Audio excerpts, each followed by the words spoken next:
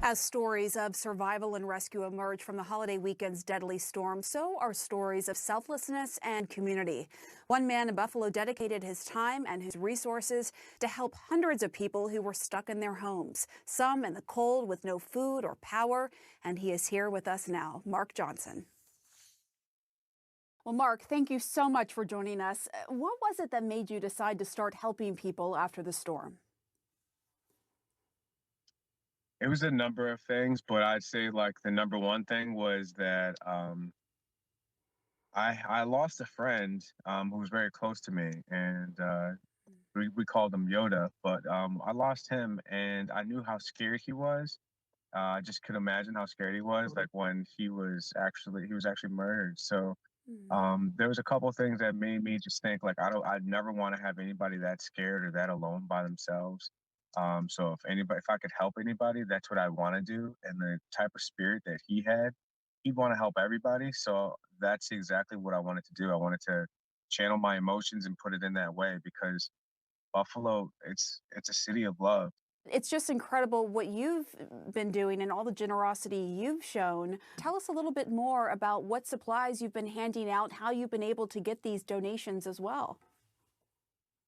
So as far as supplies, it honestly ranges from peanut butter to inhalers to driving people to dialysis to digging out their yards so that they can get to their other family members who's been trapped or they haven't heard from.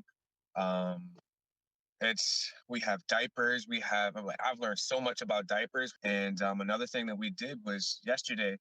I decided, well, you know what? Everybody that wanted to contribute, everybody's like, oh, well, start a GoFundMe or do this. We want to help you. Thank you for.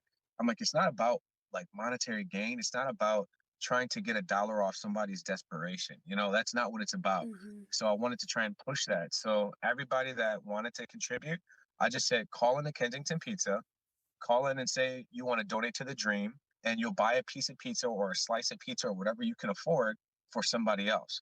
We donated, I think maybe over 200 pizzas. I see a lot of baby supplies there, and you actually helped a mother and her baby, right? That's correct. It had a huge impact on me specifically because when I got there and I seen that a mother was handbag ambuing her baby for 72 plus hours, switching on and off with her husband to keep her baby alive in such Mm. deplorable conditions. It was freezing cold. You could see her breath. You can see how they didn't have anything that was available to them. The snow was probably waist deep for a quarter of a mile walk and just to get to a road. So there was no why would you take that chance? Like it was better for her and she I applaud her 100%. Um the strength and the will of a mother, I could never ever doubt ever again. It She was having an asthma attack while she's walking her baby through waist deep snow with no shoes on because they fell in the snow and she just kept going. So that's when I was like, you know what? Gather your breath, give me the baby. I'll ambu the baby while we get there. And I probably walked the baby maybe like 7 minutes through the snow. As soon as she gathered her breath, she went right back to ambuing her baby.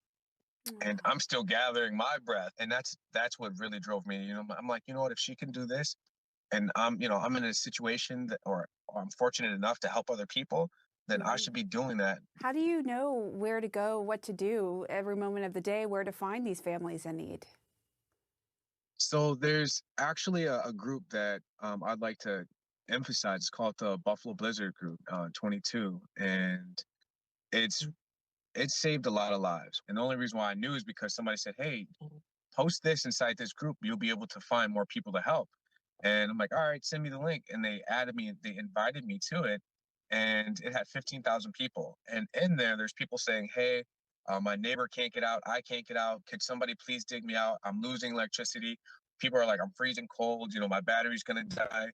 I feel like my kids are gonna die. Could somebody help me?" So these were the things that I'm reading. It was God's will. It's like driving through the snow. I didn't get hurt. I didn't get into any accidents. I didn't get stuck. This group was like pushing me and pushing me to just say, hey, if I have a warm house, if I have something that I can donate. Why am I not donating? This is life or death. Nobody's going to help us right now. It's Yeah. it's really just us. It's a community. Wow. And in such a remarkable way, the way that you have just impacted so many of these families in need. And just the fact that you're doing this interview in your car says everything. Thank you for your time, Mark. Thank you. I really appreciate it.